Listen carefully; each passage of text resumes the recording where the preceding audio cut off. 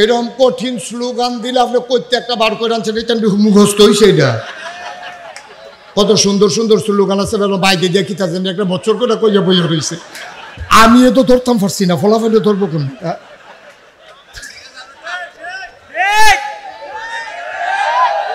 Common common common slogan দিতে হইব।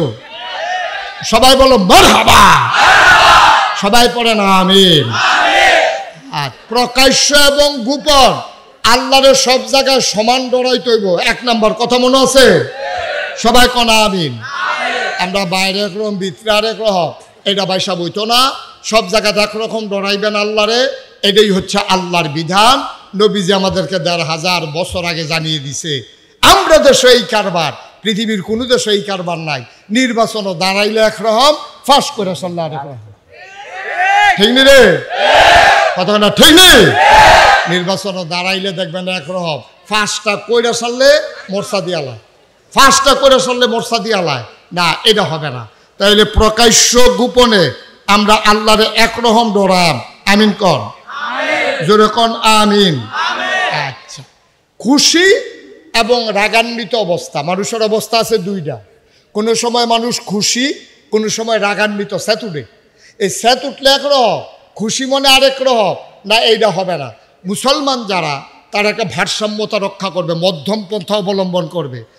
খুশি হইয়া আপনি হাতার আড়াইখানি খেত দিয়া লাইবেন, আবার সেইটা আবার এটা লই আইবেন, এইটা কোনো মুভমেন্টের চরিত্র না।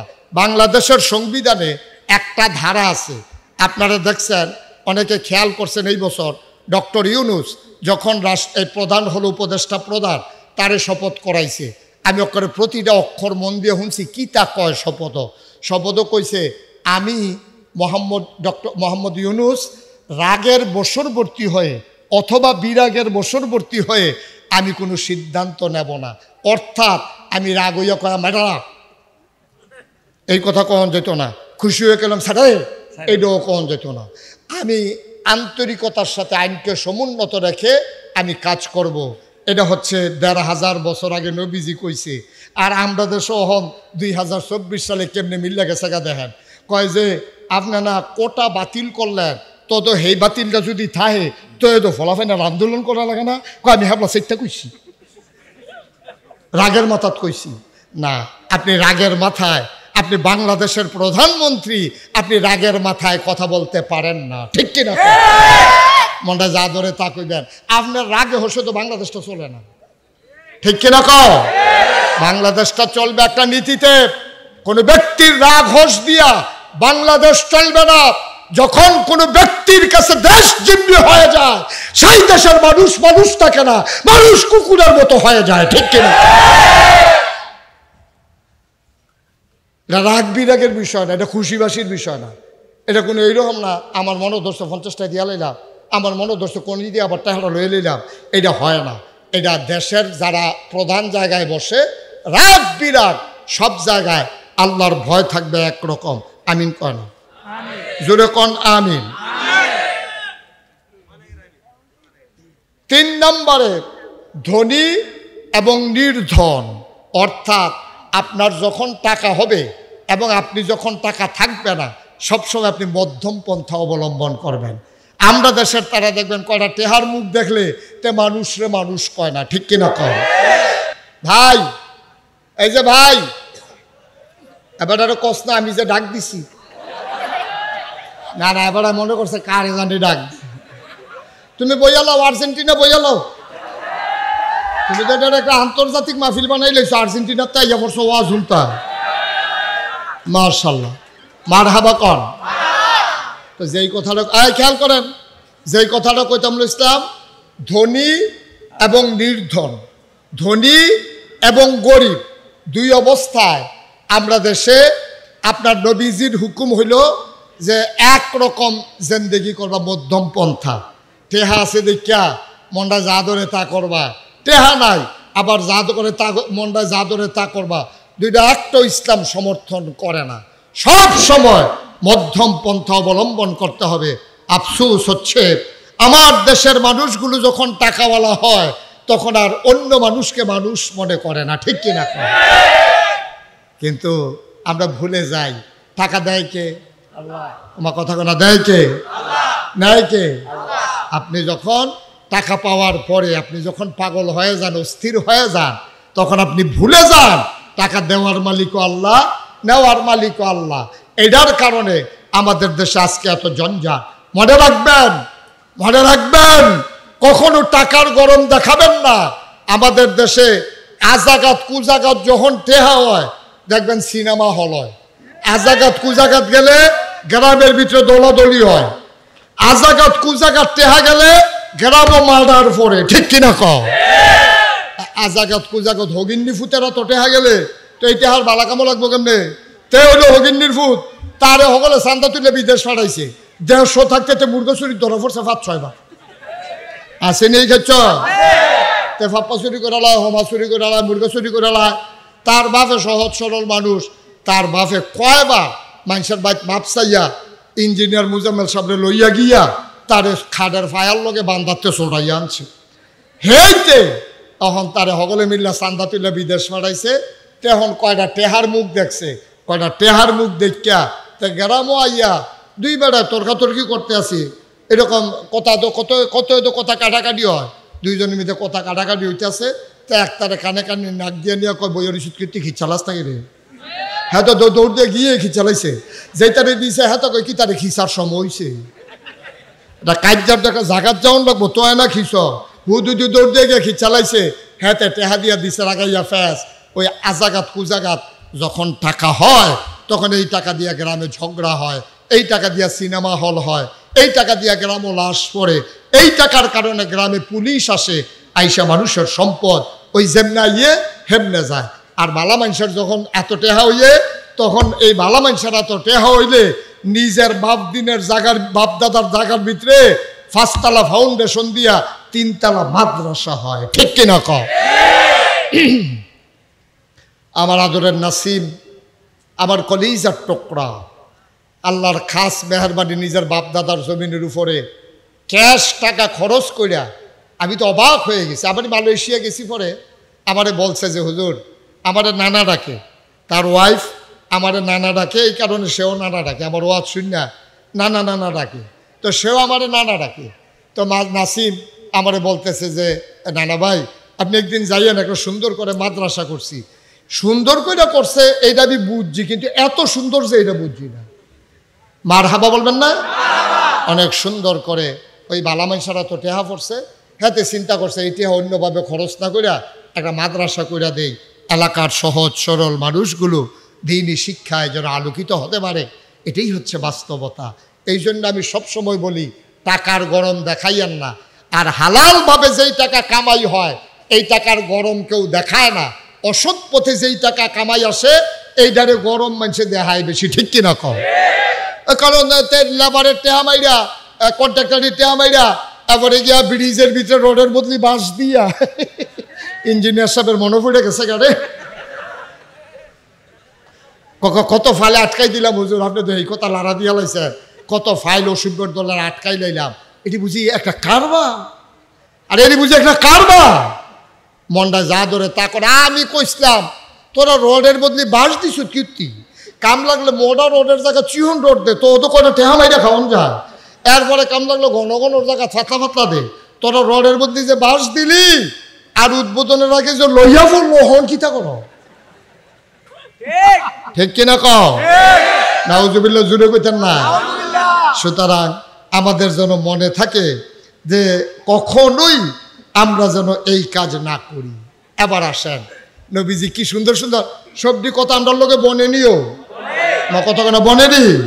এদিকে আজ কইছে না ১৫০০ বছর আগে, কইছে ১৫০০ বছর আগে। আজ যদি মিললে জেগিতেছে আল্লাহর নবী সাহাবাদেরকে ডাক দেয়া কয়, সাহাবারা শোনো, যখন কেউ তোমার উপরে জুলুম করে তুমি তারে মাফ করে দাও। কেউ যদি, খুব খেয়াল করেন বাচ্চারা কথা বলো না, কেউ যদি তোমার উপরে জুলুম করে তুমি ক্ষমা করে দাও। আল্লাহ তাবারক ওয়া তাআলা নবীজিরে ডাক দিয়া কি সুন্দর একটা আয়াত কইছো। এবার আমরা সেই আয়াতটা একটু শুনি কি কইছে নবীজিরে। কোরআনে ঢোকার আগে আমরা আবার চলেন মারদুদ শয়তান থেকে ফেনা হয়েছে যিনি রহমান যিনি রহিম তার নামে চলেন শুরু করি, সবাই পড়েন। আউযু বিল্লাহি মিনাশ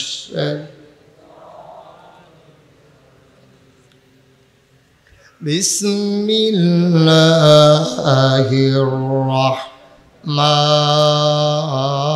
রাহমানির রাহিম। فبما رحمة من الله لنت لهم ولو كنت فظا غليظ القلب لانفضوا من حولك فاعف عنهم واستغفر لهم وشاورهم في الأمر فإذا عزمت فتوكل على الله إن الله يحب المتوكلين। আল্লাহ রাব্বুল আলামিন তার বন্ধু নবীরে ডাক দিয়া কয়, ও নবী আমার, ফাবিমা রাহমাতিন মিনাল্লাহ, আল্লাহর পক্ষ থেকে আপনাকে যেই রহমত দেওয়া হয়েছে, সুবহানাল্লাহ কয় না? কইলিং তালাহুম, আপনার মনটাকে আমার আল্লাহ নরম করে বানাইছে। এটা কি মুশতাক ফয়েজির কথা না আল্লাহর কথা? কোন জায়গায় সুবহানাল্লাহ কোন লাগে আপনার আন্তাজ নাই? তো বইয়ে রয়েছেন কোন আশায়? সুবহানাল্লাহ কোন জোরে, একজনও বাদ যাবে না, সবাই মিলে আওয়াজ যেন ঠিক থাকে ইনশাআল্লাহ। যারা বাম সাইডে বসে তারা না কইলেও সারব নাকি? হ্যাঁ কোন লাগবনি রে, বলেন সুবহানাল্লাহ। আমরা কইলাম আল্লাহর তে চাইয়া না কয় ঘন্টা টাইম লইছিলাম, এর ভিতরে কইলাম কারবার ঘোরাইলেই তৈব, কারণ এরপরে যদি মেঘ দেয় আল্লাহরে কইলাম কিছু কোনও যাইতো না, কারণ আল্লাহ যদি কয় তোমরা চাইছো 2 ঘন্টা, আমি তো 2 ঘন্টা দিছি, তখন এরপরে কিছু আল্লাহরে কইও লাভ হইতো না। এমন আছে আসতে পারে, এর আগে আগে আমরা ইনশাল্লাহ আমিন কই জোরে, আরো জোরে। তো যেই কথাটা কইতাম আল্লাহ কি কয় দেখেন, আহা কত মজার মজার কথা। আজ যেহেতু আবহাওয়াটা মোটামুটি অন্য দিনের তো ঠান্ডা আছে, আজ আমরা গড়ির ফেলছি অন্যায় ফইলে কইয়া লইছি, আমরা কতক্ষণ কথা হই না, তারপরে আমিন কয় না। আল্লাহ কয় দেখেন কি কয়, নবীজিরে কয়, আমরারে না, নবীজিরে কয়, ও নবী ফাবিমা রাহমাতিন মিনাল্লাহ, আল্লাহর পক্ষ থেকে যে রহমত আপনার লগে আছে, লিনতালাহু, আপনার মনটাকে আমার আল্লাহ নরম করে বানাইছে। সুবহানাল্লাহ কইতেন না? তাহলে নবীর মনটা কি গরম না নরম? জোরে কয় না, কম না বেশি? নবীর মনটা সাংঘাতিক নরম। এই ব্যাপারে অনেক কথা আছে, আইতে আছি সামনে গিয়া কয়।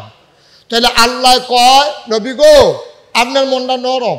আচ্ছা, ওয়ালাউ কুনতা ফাজ্জান গালিজাল কালব, আপনার মনটারে যদি আমি শক্ত বানাই দিতাম তাহলে কি হইতো? লানফাদ্দু মিন হাওলিক, আপনি দেখতে আপনার চতুর্দিক দিয়া আপনার লাগিয়া যারা জীবন দিতে চায়, যারা কলজা কাটতে দিতে চায়, যারা জানটা কুরবান করে দিতে চায়, আপনার লাগিয়া তারা সব কিছু ত্যায্য কইরা আপনার পক্ষে দাঁড়াই যায়। আপনার মনটা যদি শক্ত হইতো তাইলে দেখলেন হইলে এই মানুষগুলা আপনার থেকে দূরে সরে গেছে, একজনও আপনার কাছে নাই। নাউজুবিল্লাহ বলবেন না? এখন আল্লাহ কয় আপনার মনটা নরম, শক্ত হইলে ক্ষতি আছে। এখন আপনি 3টা কাম করেন, খুব খেয়াল করেন। কয়টা? আরে কথা কয় না, কয়টা? আপনি এখন 3টা কাম করবেন, যেহেতু আপনার মনটাকে নরম করে বানাইছি, আপনি 3টা কাম করেন। 1 নম্বরে ফাআফু আনহুম, আপনি প্রতিশোধ পরায়ণ হবেন না, আপনি ক্ষমা করে দেবেন, মাফ করে দেবেন। সাধারণ মানুষ এটি তো কিছু অন্যায় করবই, এইটা মনে লইয়া বইয়া থাকেন না, এটা নবীজিরে আল্লাহ কয়। আর আমরা তারা 50 বছর আগে, 53 বছর আগে কেডায় আইস দিছে, কেডায় কিতা করছে, 53 বছর পরে এই বাংলাদেশে বিভাজন সৃষ্টি করে কতগুলো নিরপরাধ মানুষকে, কতগুলো আলেম ওলামাকে ফাঁসি কাস্টে ঝুলিয়েছে, ঠিক কিনা বলো? এই কারবার বাংলাদেশ হইছে নাকি হইছে না? 53 বছর আগে কোন ঘটনা ঘটছে? কোনো সাক্ষী নাই, কিচ্ছু নাই। সাক্ষী যে তারা বানাই আনছে, হ্যাঁ তো গেছে গা ভাগ্যা। ঠিক কিনা কও? কিটা করছে? মরে বিলে গেছে। সাক্ষী নাই, আসামির ফাঁসি হইয়া যাইগায়, সাক্ষী আনে বানাইয়া। ভাই সাহেব এত ভাত দুধ দিয়া খায় না, দুধ দিয়া খায় লাস্টের দুগলা কষা লন দিয়ে বড় শুরু হয়ে করছে দুধ দিয়া। ঠিক কিনা কও? ভাই সাহেব আল্লাহ কয় কি আর আমরা করি কি? আমরা বড় প্রতিশোধ পরায়ণ, বড় প্রতিশোধ পরায়ণ। ক্ষমার নজির আমাদেরকে থাকতে হবে। এক সময় তে না হইলে আমার একটা ফিডা দিছে, আর যখন লাড় হইয়া পড়ছে আমার এত যখন ক্ষমতা, এইটাই তো বেড়াগিরি যে রে ইচ্ছা করলে আমি তোরে প্রতিশোধ নিতাম পারতাম রে, কিন্তু তুই আল্লাহ আমার ক্ষমতা দিছে নিলাম না, মাফ করে দিলাম। এটাই হইল ক্রেডিট, এটাই হইল বেড়াগিরি। ঠিক কিনা কও? বাড়ির গাড়ার তো কুত্তাটাও খেক্ষণ দিয়ে উঠে নাকি মিশা কথা কইলা? সীমানাটা ফারুইলে দেখবেন তাই না আর আগে না। হ্যাঁ এটা আবার দাগ দিয়া না হেতে এই গাছটা, এটা হইলো এটার সীমানা। এর হেগুল গেলে তাই না আর আগে না। তো এই সীমানার ভিতরে হগলে পারে, ক্ষমতা পাইলে হগলে পারে। ক্ষমতা পাইয়া নবীজি কয় সে প্রকৃত বীর নয় যে যুদ্ধকে সামনে পাইয়া, শত্রুকে সামনে পাইয়া যে এই তারে হত্যা করলো, সে প্রকৃত বীর নয়। প্রকৃত বীর সে যে অপরাধীকে ক্ষমা করে দিল। ঠিক কিনা কও? কত কথা কষ্ট হইতে আছে আপনাদের না? হযরত আলী রাদিয়াল্লাহু তাআলা আনহু উনি হইল জ্ঞানের সাগর। সাগর নবীজি কিতা কইছে? আনা মাদিনাতুল ইলম ওয়া আলিউন বাবুহা। আমি হইলাম এলেমের শহর। নবীজি কয় আমি হইলাম এলেমের শহর, আর এই শহরে ঢোকার দরজার নাম হইল আলী। সুবহানাল্লাহ কইতেন না? তাহলে আলীর জ্ঞান কি কম না বেশি? হুজুরে কয় না কম না বেশি? এই অধিক জ্ঞানের আলী যুদ্ধের ময়দানে গেছে। যুদ্ধের ময়দানে গেছে পরে তো এই যুদ্ধ তরবারি চালাইতে চালাইতে চালাইতে চালাইতে হাতে পরাস্ত হইছে। দুপুরে অফিসার ফিরে গেছে গা। আলী লাভ দিয়ে গিয়ে তার বুহের উপরে উঠছে। উঠতে সেরে তরবারি রেডি করছে। কাফের আজ্ঞা পাইছি, সারাসারি নাই, তুই ইসলামের অনেক ক্ষতি করছ। তরবারি দিয়া একবারে যখন কূপ দিব গাই দিব এমন টাইমে নিচেতে হাতে থুতু দিছে আলীর চেহারার ভিতরে।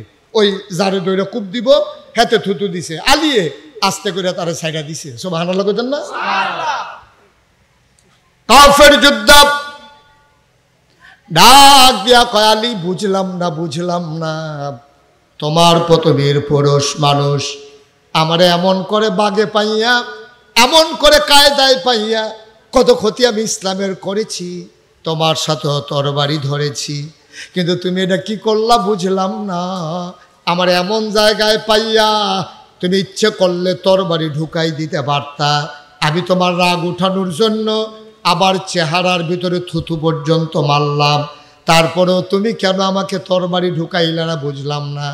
আমি চোখের পানি ছেড়ে দিয়ে কয় ভাই, মান আহাব্বা লিল্লাহ ওয়া আবগাদা লিল্লাহ ওয়া আতা লিল্লাহ ওয়া মানা লিল্লাহ ফাকাদ ইস্তাকমালাল ঈমান। আমরা ভালোবাসি আল্লাহর জন্য, মানুষকে ঘৃণা করি আল্লাহর জন্য, দান সদকা করি আল্লাহর জন্য, খারাপ কাজ থেকে মানুষকে বাঁচাই রাখি আল্লাহর জন্য। আমাদের ব্যক্তিগত কোনো স্বার্থ নাই।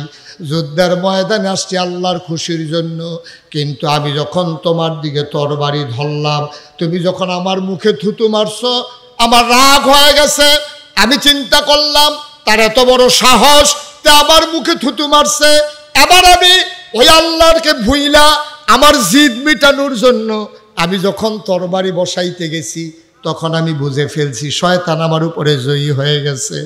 আমি এখন যদি তারে হত্যা করি, হত্যা হবে, সে আমারে থুতু মারল কেন? এই জন্য এটা ইসলাম অ্যালাউ করে না। সুতরাং আল্লাহর জন্য যখন পারলাম না, তুমি থুতু মাইরা বাচ্চা গেলা, আমি ব্যক্তিগত আক্রোশে আমি আলী তোমার গলায় ছুরি লাগাইতে পারি না। ঠিক কিনা? দেখছেন ইসলাম কারে কয়? ইসলাম কারে কয় খেয়াল করছে? আলী তারে হতাই লাইছে, তরবারি লইয়া গেছে গা। ইসলামের চরম দুশ্মন যেই মাত্র থুতু দিছে, কয় না না না না, এখন তোমাকে আমি হত্যা করব না। হত্যা করলে এটা আল্লাহর খুশির জন্য হবে না, এটা হয়ে যাবে আমার ওই জিদ মেটানোর জন্য, গোস্বা মিটানোর জন্য। সুতরাং মনে রাখবা, ওই তোমার ব্যক্তিগত আক্রোশ নিয়ে তুমি যদি মানুষের উপর অত্যাচার করো, নির্যাতন করো, মনে রাখবা এটার জন্য দুনিয়ায় যেমন তেমন আল্লাহর কাছে জবাব দিতে হবে। ঠিক কিনা কও? খুব সাবধান, মন যা চায় তাই করা যাবে না। আমি তো বারবার বলি, 15 বছর ধরে এই মানুষগুলো যেমন করে বাংলার সহজ সরল মানুষের উপর অত্যাচার করেছে, ওই নিমসার বাজারে যারা সাদাবাজি করেছে, সিএনজি স্ট্যান্ডে যারা সিএনজি ওলাতে টাকা তুলছে, বাস স্ট্যান্ডে বাসের সামনে দাঁড়াইয়া যারা টাকা আদায় করেছে, একদল গেল। আমরা যদি আবার এসে আবার সাদাবাজি শুরু করি তো আমরা তার মতোই হইলাম। ঠিক কিনা কও? বাংলাদেশের মানুষ এটা আর দেখতে চায় না। বাংলাদেশের মানুষ স্বাধীনভাবে একটা দেশ দেখতে চায় যেখানে সাদাবাজি ছিল, এখন আর সাদাবাজি আমার কথা থাকবে না। যেখানে সন্ত্রাস ছিল এখানে আর সন্ত্রাস থাকবে না। বেড়া কোথায় কোথায় কোথায় কোথায় মানুষের উপরে হাত তুললে বইয়া রয়েছে, কয় কি তারে দলটা করি, টেবিলে দলটা করে এমনি উদাম কইরা সিহন জিংনা দিয়া ফতফাত ফতফাত করে কটা খিসন যাইতো। ঠিক কিনা কও? আমিন কর। কষ্ট হইতে আছে না? এবার কইসলাম এখন নবীজিরে আল্লাহ না দায়িত্ব দিছে কয়টা? বললা গেছে কয়টা?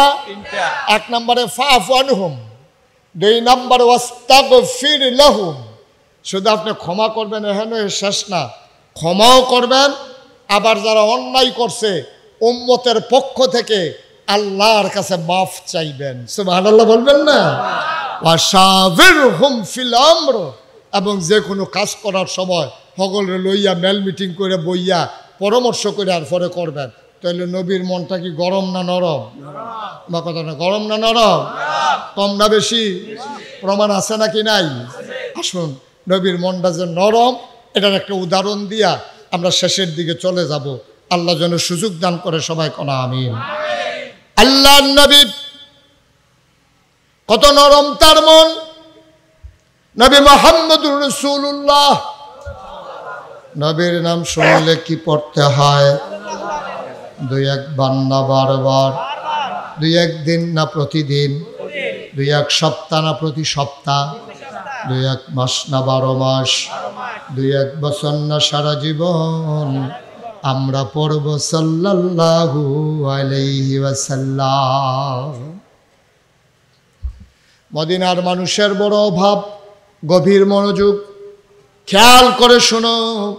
মদিনায় বড় অভাব, মদিনার মানুষের চুলায় আগুন জ্বলে না।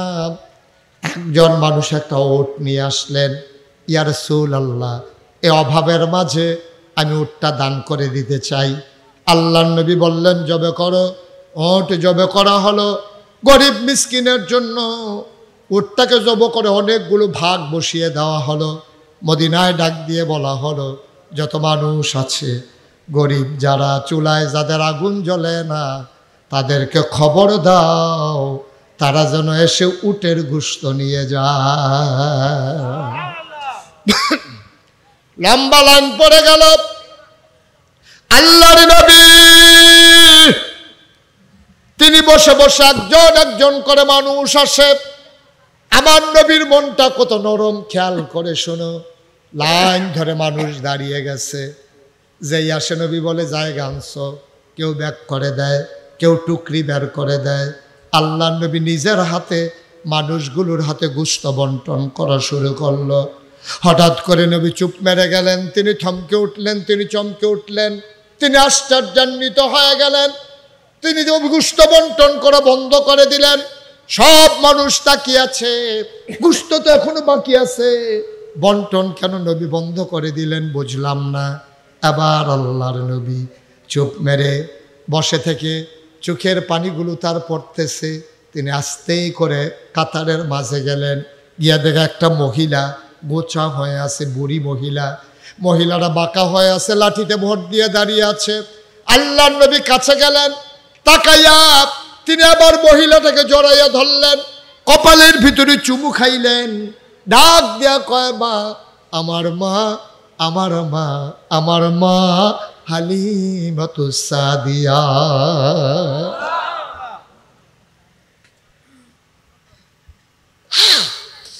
জন্মের আগে বাবা হারিয়ে ফেলেছি, 6 বছর বয়সে মা হারিয়ে ফেলেছি, 9 বছর বয়সে দাদাও দুনিয়াতে নাই। আহারে মা, আহারে মা, আমার মা হালিমা। আমি বুকের দুধ খেয়ে খেয়ে তিল তিল করে বড় হয়েছি। আল্লাহর নবী জড়াইয়া ধরলেন, মহিলাটাকে টেনে টেনে ওই গোশত যেখানে বসে বসে বন্টন করতেছিলেন, আল্লাহর নবী নিজের গায়ের চাদর মুবারক ওই বুড়া মহিলাটার জন্য বিছিয়ে দিলেন। কি নবী আমার, কি নবী আমার! সুবহানাল্লাহ, সুবহানাল্লাহ, সুবহানাল্লাহ।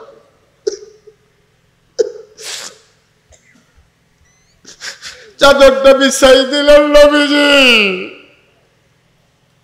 মহিলা ওই চাদরটার উপরে বসে পড়লেন। সাহাবারা একজন আর একজনের দিকে তাকায়, এই মহিলা কোন মহিলা? এই মহিলার কত বড় সাহস! দুজাহানের বাদশা নবীর গায়ের চাদরে বসে পড়ে, মহিলার সাহস কত! একজন আরেকজনের দিকে তাকায়। নবী আবার ডাক দিয়া কয়, সাহাবারা রে, ও সাহাবারা, আমি কার জন্য গায়ের চাদর বিছাইলাম তোমরা চিন্তায় পড়ে গেছো?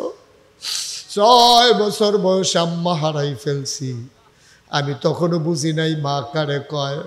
আমি মায়ের গালে ধরে ধরে কান্দি। আমার দাদা আমারে সান্ত্বনা দিয়া কয়, মোহাম্মদ আর কান্দিস না রে মোহাম্মদ, তোর মা তোর ডাকে আর সাড়া দেবে না। জন্মের আগে বাপ হারাইলাম, 6 বছর বয়সে মা হারাইলাম। ও মদিনার সাহাবারা, শোনো শোনো শোনো, এই মহিলা দুনিয়ার, এই মহিলা আমার অন্য কোনো মহিলা না। এই মহিলা যার বুকের দুধ খাইয়া তায়েফের ময়দানে আমি তিল তিল করে বড় হয়েছি, এই মহিলা সেই মহিলা আমার দুধমা হালিমাতুস সাদিয়া।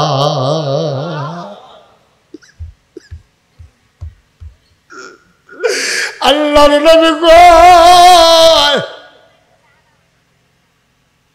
আমার সাথে আমার মায়ের দুধবার চুক্তি হয়েছিল, দুধ পান শেষ করাইলে আমি মা আমেনার কাছে দিয়ে আসবে।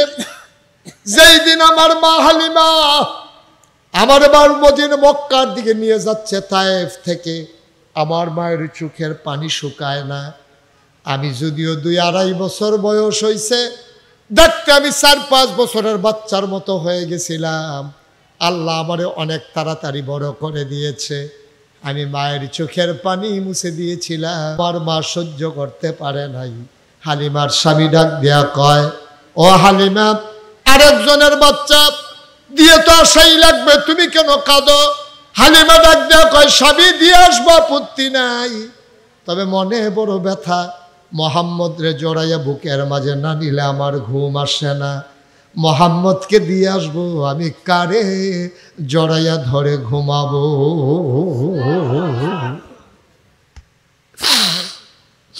আল্লাহর নবী গায়ের চাদর বিছাইলেন, আবার বললেন, আম্মা আপনার কি খবর বলেন? হালিমা চোখের পানি ছেড়ে দিয়ে কান্দে, আমার মোহাম্মদ। আবার নবীজি একটা টুকরি বের করলেন, সবাইরে দিলেন 1 ভাগ গোশত। আল্লাহ নবী হালিমাতুস সাদিয়ারে দিলেন 2 ভাগ গোশত। এবার ডাক দেয়া, আম্মা, ও আম্মা, এখন আপনি থাকেন কই? নবীজি সবাইকে বললেন, বাবারা তোমরা এখানে একটু বসো, আমি আমার মাকে ঘর পর্যন্ত একটু আগাই দে।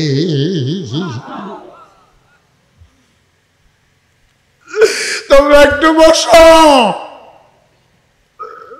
আমি আমার মারে আগাইয়া দে। এই প্যান্ডেলটার ভিতরে যারা হাজির হয়েছ, 33 বছর মুশতাক ফয়েজি মাহফিল করি, মাহফিলে কদম দিলে মাহফিলের ওজন বুঝি।